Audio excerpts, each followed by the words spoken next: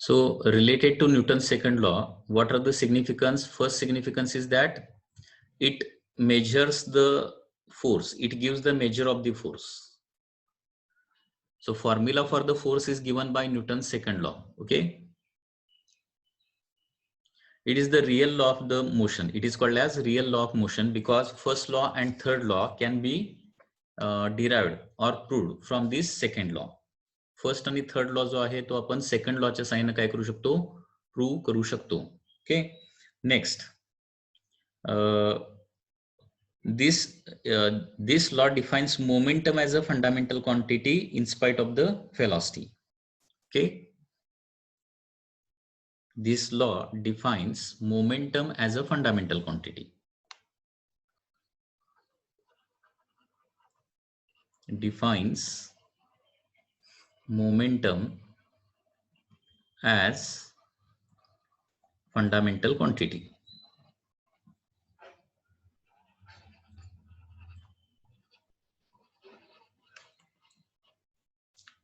Okay, in spite of velocity.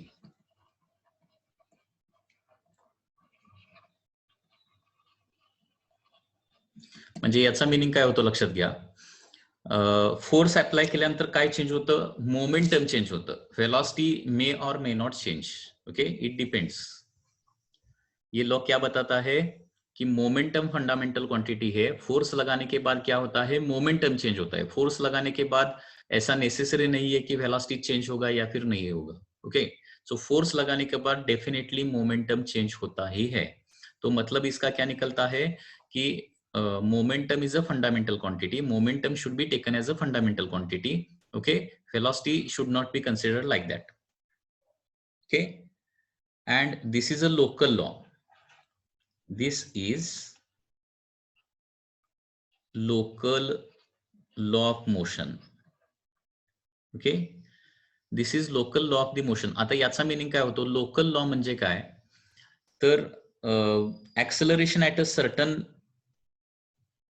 acceleration of a certain body depends on the force at that instant only. Okay, it does not depend on the history of the force or future planning of the force. म्हणजे एखाद्या बॉडीचं acceleration त्या क्षणाला force किती आहे त्याच्यावरच dependent असणार आहे. ठीक आहे, म्हणजे त्याच्या अगोदर फोर्स किती होतात, नंतर किती फोर्स असणार आहे याच्यावर त्या बॉडीचं ऍक्सेलरेशन डिपेंडंट नसतं. त्या क्षणाला बॉडीवर फोर्स किती ऍक्ट होतोय त्याच्यावर ऍक्सेलरेशन डिपेंड असतं. That is called as local. Local means at that instant. Acceleration of body depends on force. Acceleration at an instant depends on force at that instant only. Okay, मैं क्या बता रहा हूं समझ में आ रहा है क्या? देखिए, किसी भी बॉडी का acceleration at a particular instant किस पर डिपेंडेंट होता है, उस टाइम पर फोर्स कितना है उस पर ही डिपेंडेंट होता है. ओके, सो पर्टिकुलर टाइम का एक्सेलरेशन उसी टाइम के फोर्स पर डिपेंडेंट रहेगा. किसी टाइम का एक्सेलरेशन, किसी इंस्टेंट का एक्सेलरेशन प्रीवियस कितना फोर्स होगा या फिर फ्यूचर में फोर्स कितना होने वाला है इस पर डिपेंडेंट नहीं रहता है. इसीलिए क्या बोलते हैं, this is this Newton second law is the local law. उसके बाद so these are the 4 points of significance related to the Newton second law. हे तुम्हाला लक्षात ठेवावं लागेल. पहिली महत्वाची गोष्ट म्हणजे न्यूटन सेकंड लॉ तुम्हाला फोर्सचा फॉर्म्युला देतो. दुसरी महत्वाची गोष्ट म्हणजे न्यूटन सेकंड लॉ हा real law of the motion आहे. Because first and third law can be derived from this law. या लॉ नुसार काय होतं, मोमेंटम ही फंडामेंटल क्वांटिटी येते, वेलॉसिटी ही फंडामेंटल क्वांटिटी येत नाही, लक्षात घ्या. आणि this is a local law. म्हणजे एखाद्या बॉडीचं ऍक्सेलरेशन, एखाद्या बॉडीचं एका इन्स्टंटला असणारं ऍक्सेलरेशन त्या इन्स्टंटला ऍक्ट होणाऱ्या फोर्सवरच डिपेंड असतं, फोर्सच्या हिस्ट्रीवर डिपेंडंट नसतं. Okay, next, units of force. Units of the force. Next we are going to study the units of force. So force, आपल्याला फोर्स म्हणजे काय हे न्यूटन सेकंड लॉ ने सांगितलेलं आहे. फोर्सचा फॉर्म्युला आपल्याला न्यूटन सेकंड लॉ ने दिलेला आहे. ओके, तर हे फोर्स मेजरमेंट साठी युनिट आपण काय वापरतो, तर युनिट्स ऑफ फोर्स मध्ये इथं दोन कॅटेगरी आहेत. First is the absolute units of the force, absolute units. Okay, and second is the gravitational unit. Absolute units मध्ये SI सिस्टीम मध्ये ऍब्सोल्यूट युनिट काय येणार? इन SI system absolute unit is Newton. Okay, Newton. And in CGS system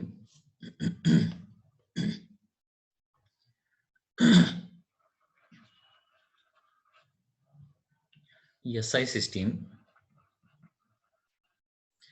absolute unit is Newton, and in CGS system okay absolute unit यहाँ पे क्या आ जाएगा? Dyne. Okay, and you know the conversion factor between the Newton and Dyne. Conversion factor between Newton and Dyne कितना है? 1 Newton is equal to कितना है बताइए? Conversion factor between Newton and Dyne कितना होता है? 1 newton is equal to 10⁵ dyne रहता है. ओके, तो यहाँ पे एक बात हमें हमेशा ध्यान में रखिए, newton and dyne are called as absolute units. ठीक है, एसआई सिस्टम में न्यूटन रहता है, सीजीएस सिस्टम में डाइन रहता है.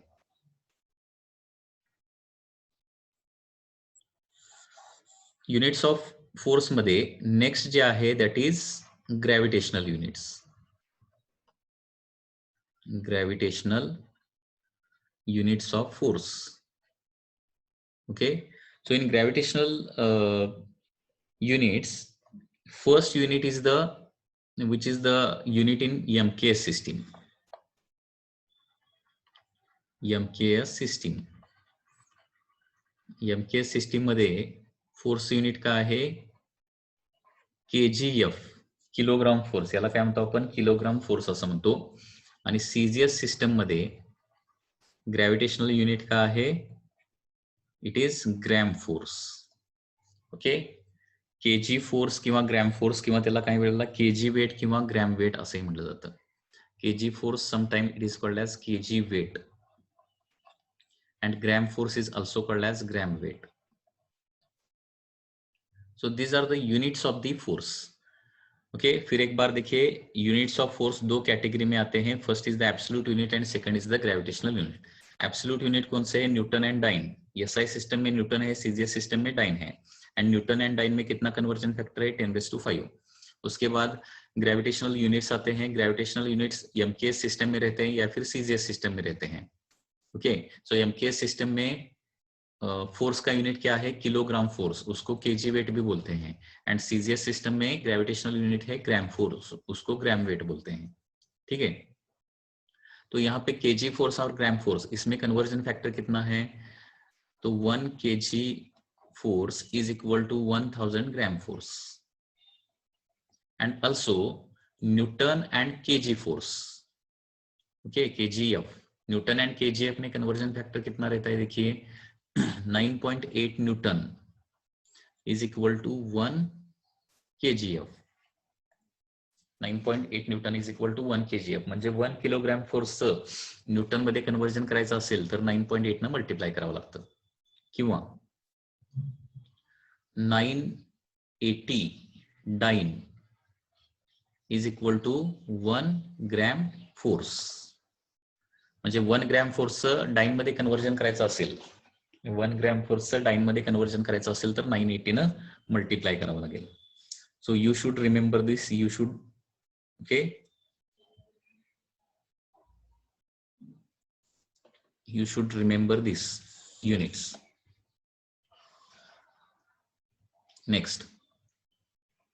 Next part is applications of Newton's second law. Applications.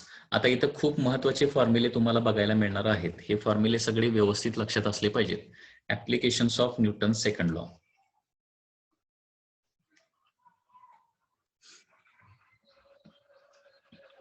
Applications of Newton second law मध्ये फर्स्ट ऍप्लिकेशन काय बघा. First application is if a particle of mass m strike a rigid surface normally and rebound with the same speed phi and t is the time of contact, then okay बघा applications of Newton second law. Okay, काय काय आहेत लक्षात घ्या. First application कशाचं आहे? Collision of A ball with wall आहे.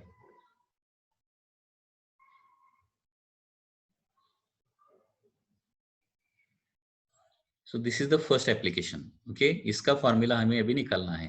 If a particle of mass m strikes a rigid surface normally and rebound with the same speed phi, and time t is the time of contact, then how much is the force acting? Okay, यहाँ पे force का formula हमें निकालना है. Force. तो यहाँ पे क्या दिया है देखिए, there is a particle of mass m. m mass का particle है suppose, and it strikes a rigid surface normally. Suppose this is a rigid surface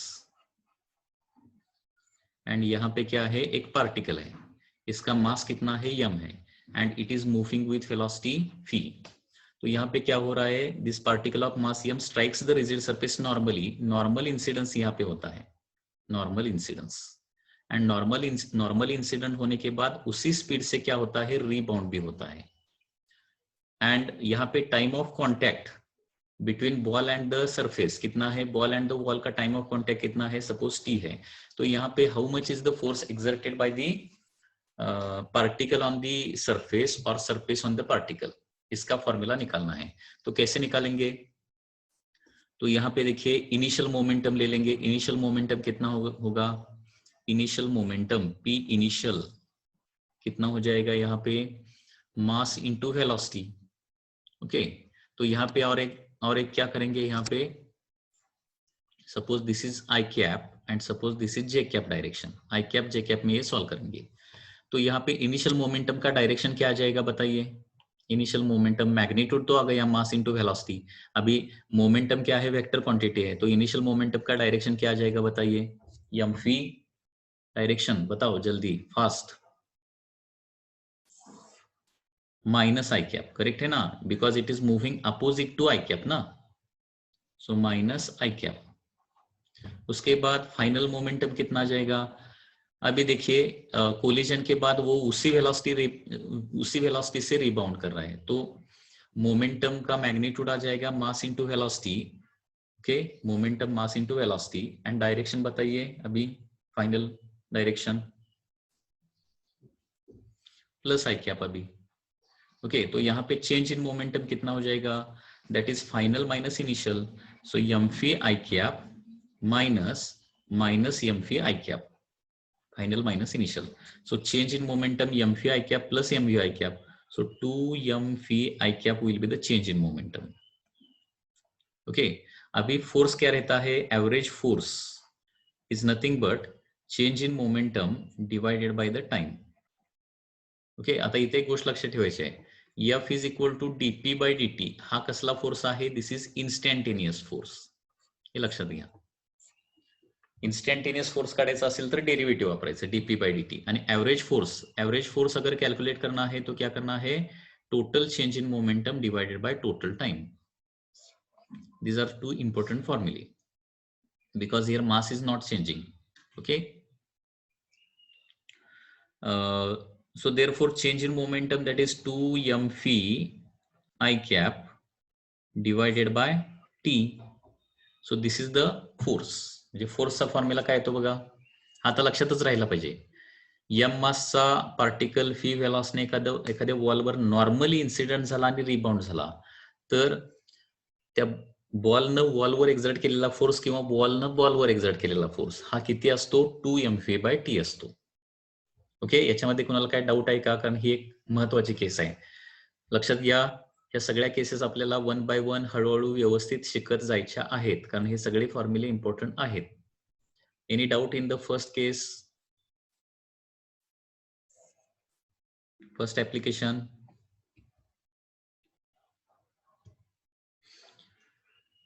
हा, पुन्हा एकदा बघा, इनिशियल मोमेंटम असणार आहे मायनस एम फी आय कॅप, फायनल मोमेंटम असणार आहे प्लस एम फी I cap, direction is only रिव्हर्स्ड.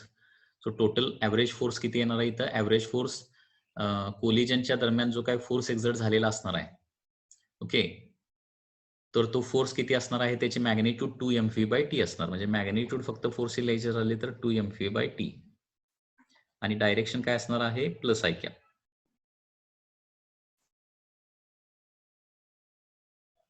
Okay, so this is the first application.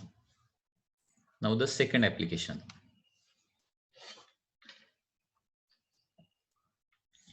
Second application काय बघा.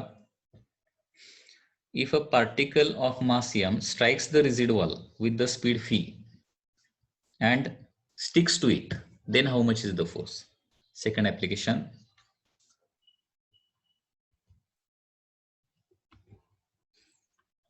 What is the second application? Suppose it is like this.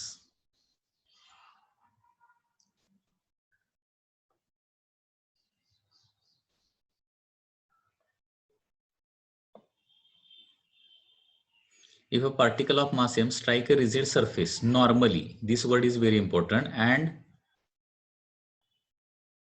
sticks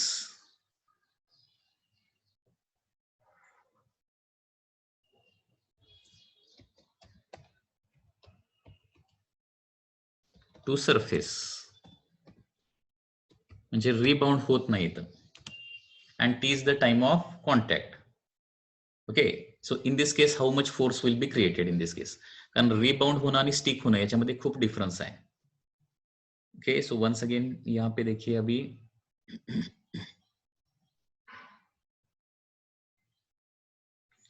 once again ये problem इस तरह से solve कर सकते हैं. Suppose this is a surface और this is a wall and this is a particle which is having mass m. It is moving with the velocity phi, and यहाँ पे क्या होता है, ये पार्टिकल वॉल पर कोलाइड होता है एंड यहाँ पे ये चिपक जाता है. तो how much force is exerted during this collision, ये हमें निकालना है.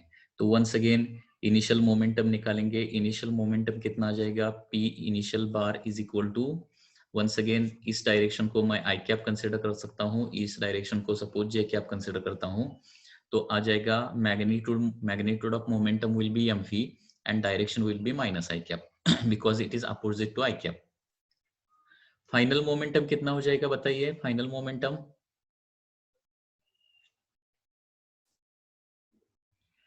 Momentum will be 0 because it is going to stick, it is going to come at the rest, going to be at the rest. Okay, so यहाँ पे change in momentum कितना हो जाएगा. Change in momentum is final minus initial, मतलब 0 minus M we. तो हमेशा ध्यान में रखिए चेंज कैसे निकालते हैं, फाइनल माइनस इनिशियल इसी तरह से निकालते हैं. सो चेंज इन मोमेंटम कितना आ जाएगा, M V I cap, and therefore average force in this case, average force is equal to change in momentum divided by the time. तो यहाँ पे change in momentum कितना आ जाएगा, M V by T I cap, और magnitude of the force is M V by T. म्हणजे बघा rebound झालं तर 2 mv बाय टी, रिबाउंडला फोर्स डबल लागतोय, आणि रिबाउंड होत नसेल, चिकटून त्याला राहत असेल तर काय होणार आहे, त्या ठिकाणी फोर्स हाफ लागणार आहे. Third application. Let's see now the third application of the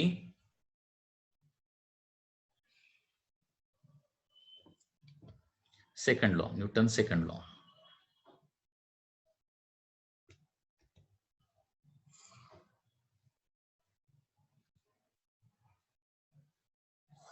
Third application is like this.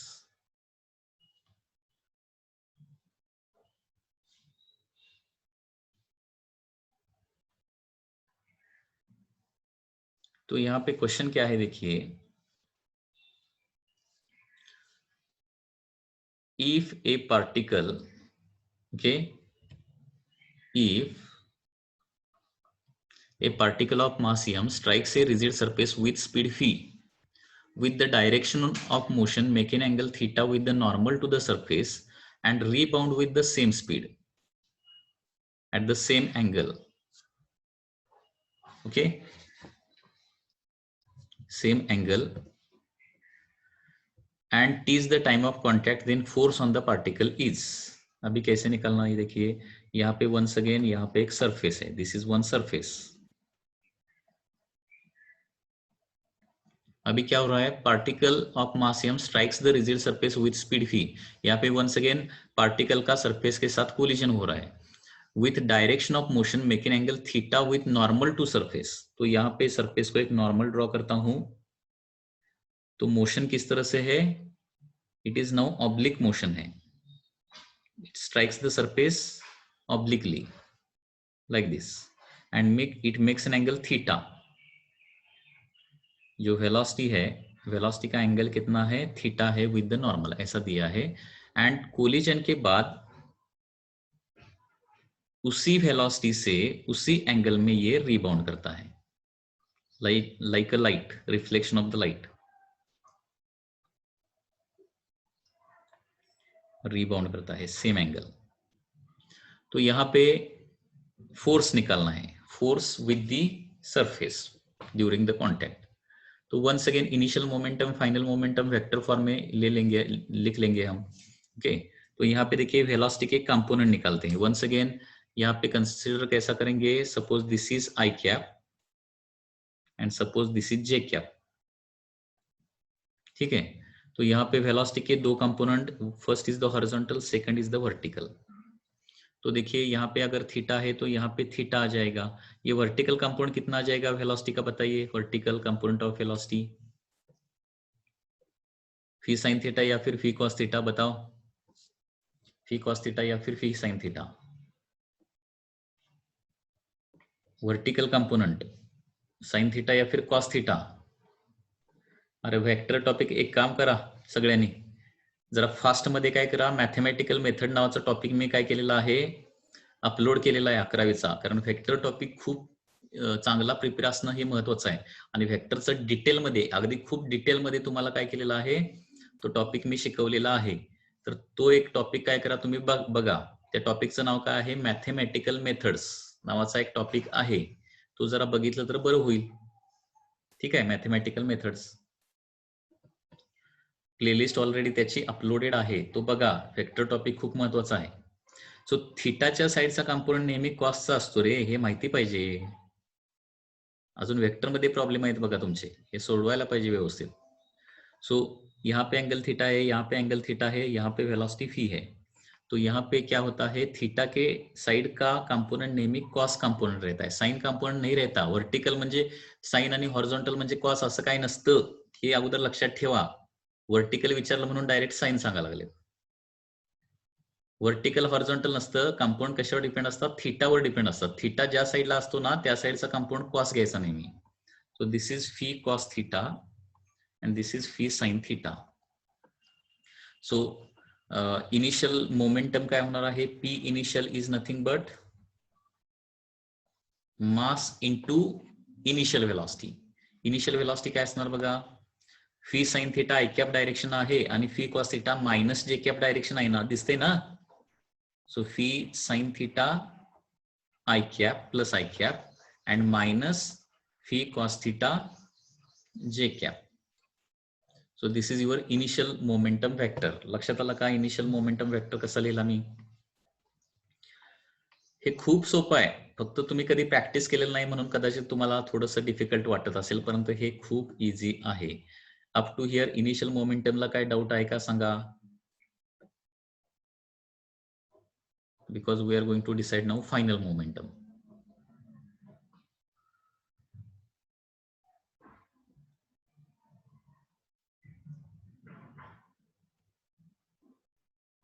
Next, आता क्या होता है, उसी वेलोसिटी के साथ वो रिबाउंड कर रहा है। तो यहाँ पे वंस अगेन इसके दो कंपोनेंट आ जाएंगे, एक हॉरिजॉन्टल एंड दूसरा वर्टिकल वेलोसिटी का कंपोनेंट आफ्टर रिबाउंड। तो यहाँ पे एंगल थीटा है, तो यहाँ पे एंगल थीटा बन जाएगा। तो अभी वर्टिकल कंपोनेंट बताओ क्या जाएगा, vertical component tell me, vertical component velocity का वर्टिकल कंपोनेंट कितना आ जाएगा, हाँ, V cos theta and horizontal component will be, अगर एक कंपोनेंट कॉस रहता है तो अनदर कंपोनेंट साइन रहता है।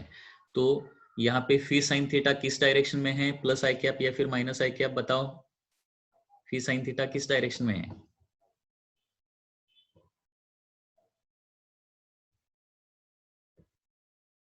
फी sine theta plus I cap direction में है। And V cos theta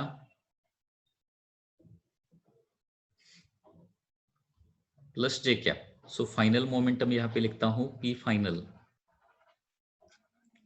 mass into final velocity. Final velocity है फी साइन थीटा आई cap plus fee cos theta जे कैप। अगर उसी वेलोसिटी से रिबाउंड करता है तो इस तरह से इनिशियल वेलोसिटी फाइनल वेलोसिटी आ जाएगा। अभी चेंज इन मोमेंटम निकालता हूं। चेंज इन मोमेंटम मतलब फाइनल माइनस इनिशियल। अभी फाइनल माइनस इनिशियल किया तो क्या हो जाएगा मुझे बताओ, कौन सा टर्म कैंसिल हो जाएगा यहाँ पे, कौन सा टर्म कैंसिल हो जाएगा, साइन थीटा का या फिर कॉस थीटा का, कौन सा कैंसिल हो जाएगा? हाँ, कारण सब्ट्रैक्शन करने वाले V sine theta final minus initial करने वाले ना, तो V sine theta minus V sine theta will get cancel and V cos theta minus minus V cos theta मतलब क्या हो जाएगा, यहाँ पे बचेगा 2 यम तो एज इट इज बचेगा एंड फी कॉस थीटा का 2 टाइम्स हो जाएगा ना जे क्या। So this is change in momentum. तो यहाँ पे force, average force F bar is equal to change in momentum divided by time हो जाएगा and therefore average force is equal to 2m fee cos theta divided by T जे क्या। So formula में change क्या हो गया है, only पहले नॉर्मल इंसिडेंस और रीबाउंड होता था तो क्या फॉर्मूला था 2m फी बाई टी था, अभी क्या हो जाएगा 2m fee cos theta by T हो जाएगा। Only cos theta is there, okay, only cos theta is there. समझ में आ रहा है ना? सो अगर यहाँ पे थीटा एंगल पे इंसिडेंट होता है एंड बाद में वो चिपक जाता आहे, थीटा एंगल मध्ये आला आणि त्याला चिकटून बसला तर मग फोर्स काय येणार, फक्त काय चेंज होईल सांगा फॉर्म्युल्यामध्ये, काय चेंज होईल बोला लवकर. थीटा अँगल मध्ये आला, कोलाइड झाला आणि चिकटून बसला त्या सरफेसला. हा करेक्ट. इथं 2 फक्त नसणार आहे, एवढंच आहे. रिबाउंड झाला की 2 टाइम्स आणि हा आणि रिबाउंड होत नसला, चिकटून बसला तर काय होणार आहे 2 येणार नाही तिथे, एवढंच फरक आहे. आता याच्यामध्ये इथं अँगल काय आहे विथ नॉर्मल आहे. सपोज असं दिलं, if in the question it is given that if particle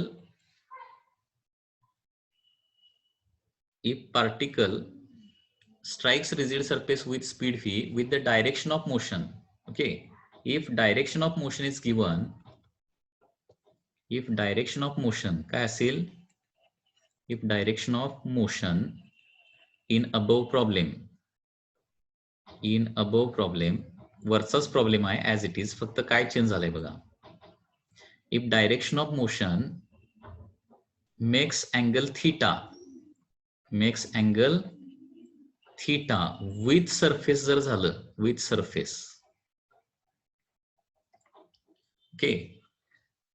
मी काय सांगतोय बघा, प्रॉब्लेम तोच आहे, फक्त काय अँगल जो आहे फर्स्ट केस मध्ये काय दिलाय, अँगल ऑफ द मोशन म्हणजे व्हेलॉसिटीचा अँगल विथ नॉर्मल दिलाय, त्याच्याऐवजी व्हेलॉसिटीचा अँगल जर विथ सरफेस दिलेला असेल तर फॉर्म्युल्यामध्ये काय चेंज होणार, म्हणजे ऍव्हरेज फोर्सचा फॉर्म्युला काय होतो बघा, that is 2m fee cos theta ऐवजी साइन थिटा होणार डिवाइडेड बाय टी जे क्या.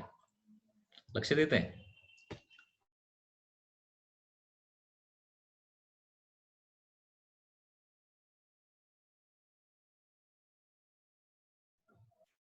So this is the fourth application, okay.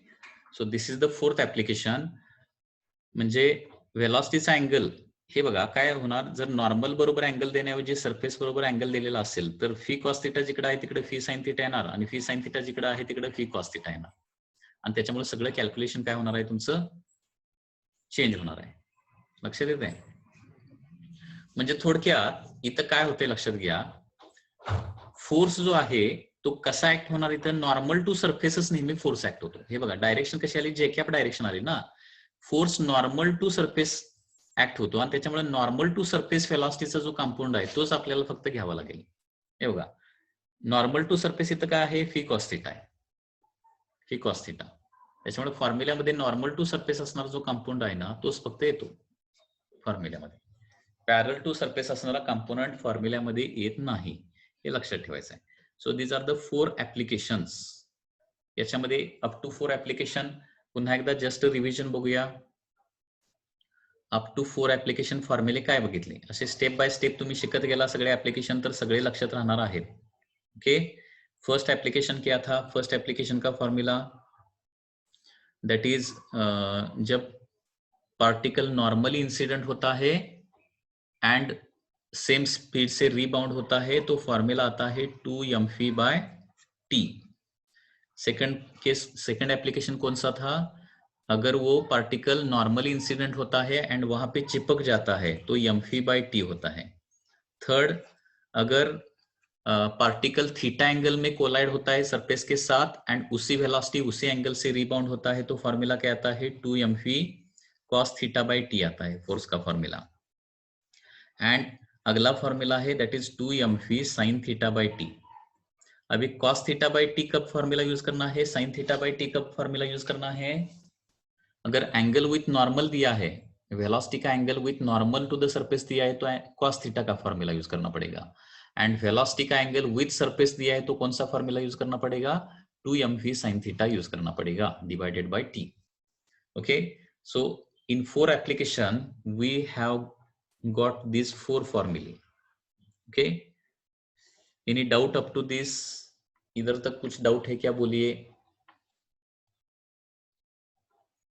These are very important concepts.